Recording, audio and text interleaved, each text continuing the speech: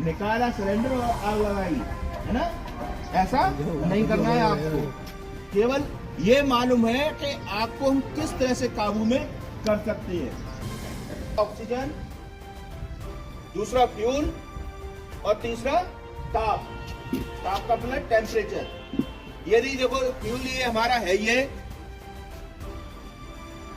Temperature हमें इसको देंगे तभी जलेगा, ऐसा नहीं है।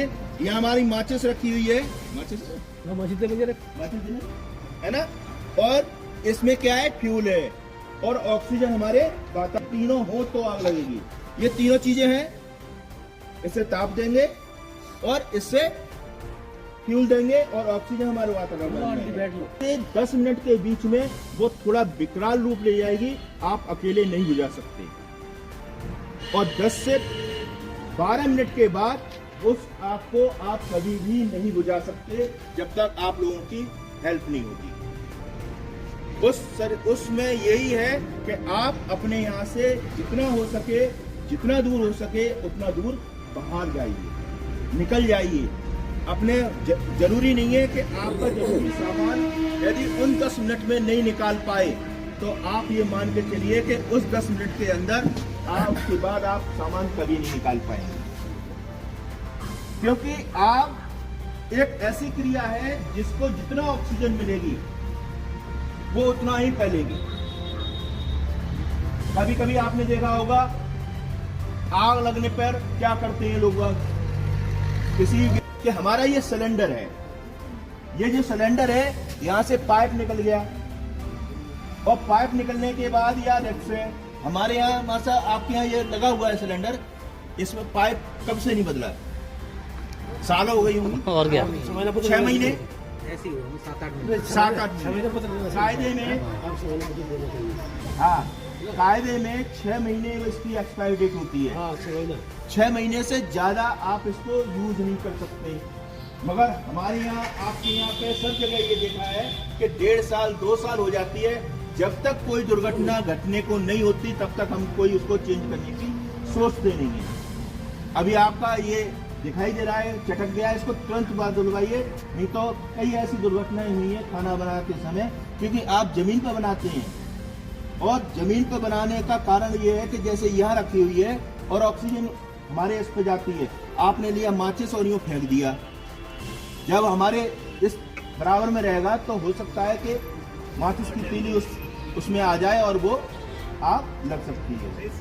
बता दें यदि यहाँ से पाइप निकल जाता है और आग लग रही है, सिलेंडर इसी स्थिति में खड़ा है, कभी भी सिलेंडर फटेगा नहीं। गिर गया, होता क्या है कि जैसे ही गिरा सिलेंडर में आग लगी, क्या करती हैं, पैर मारा और पता चला कि वो लुढ़कता हुआ गया।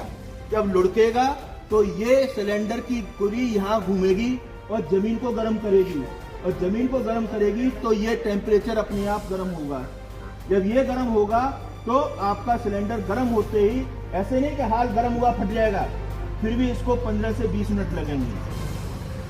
तो कोशिश ये करें आप अपने यहाँ पर कभी भी, चाहे यहाँ घर हो, यहाँ पर हो चाहे घर में हो, इतनी बड़ी सरिया लें, कम से 5 से 6 फुट की सरिया लें और हल्का सा मोड़ दें।